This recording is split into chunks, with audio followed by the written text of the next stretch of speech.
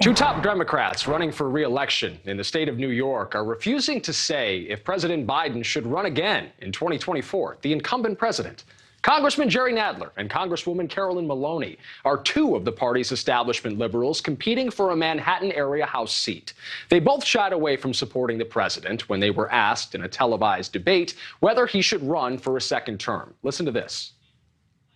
Should President Biden run again in 2024? Too early to say. It doesn't serve the purpose of the Democratic Party to deal with that until after the midterms. Ms. Maloney. I don't believe he's running for re-election. And they're not the only Democrats distancing themselves from the president. Some of those include Dean Phillips, Cori Bush, AOC, Joe Manchin, and Tim Ryan. Joining me now to talk about this is editor-in-chief of The Hill, Bob Cusack. Bob, thanks for staying up with us. If not Biden for re-election, then who? Well, you got to look at their bench, and there are a lot of questions about that bench. Some say it's pretty thin. I mean, certainly the vice president, Kamala Harris, is someone who would run if Biden does not run and probably get the endorsement of Biden.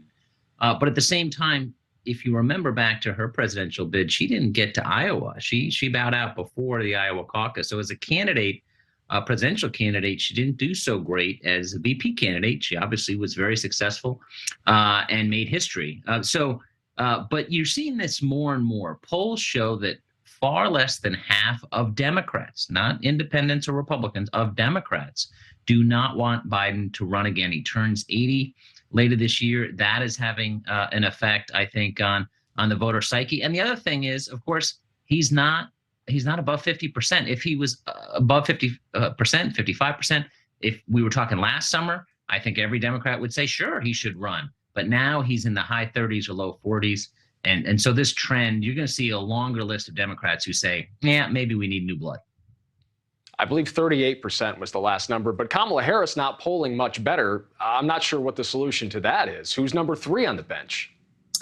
Oh, I think if Biden doesn't run, you're going to see a lot of people run, including possibly Bernie Sanders, Elizabeth Warren, Pete Buttigieg is definitely someone to watch. Harris, of course. And then I think you'd have some wild cards. And there's been speculation about Hillary Clinton. I don't think she would run. Her poll numbers right now are not that great. So, but would there be a crowded primary if Biden doesn't run? Yes. And if Biden does run, is he guaranteed to have the field clear? No, he does not. He could get challenged in a primary just like Jimmy Carter did, and it weakened him going into his reelection campaign, which, of course, he lost. We mentioned it a moment ago, but Ohio Congressman Tim Ryan, one of those guys who doesn't seem like he wants to be seen with the president. Listen to what he had to say about Biden. We'll make that decision as the campaign continues. I want to be the face of this campaign, and I don't want any distractions. Bob, is the president of the United States a distraction? Right now, he definitely is. And this is a strange spot for Biden, because remember, in some districts and states, Joe Biden would be welcome, but President Obama was not. In many states, Obama was welcomed. But Biden has always been welcomed. Even in the last campaign, most people, independents and centrists, they said, come on in.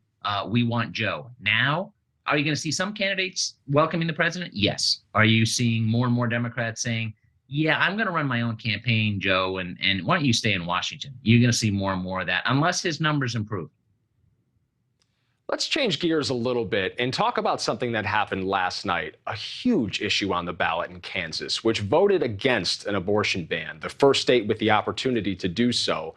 We typically think of Kansas as a red state. Can you be Republican and be pro-choice? Well, clearly, yes. I mean, this vote was, I thought it would be a lot closer than what it ended up. It was a very confusing ballot, and that attracted some media attention as well. Kansas is kind of a weird state. It is a red state in presidential, but it has blue streaks in it.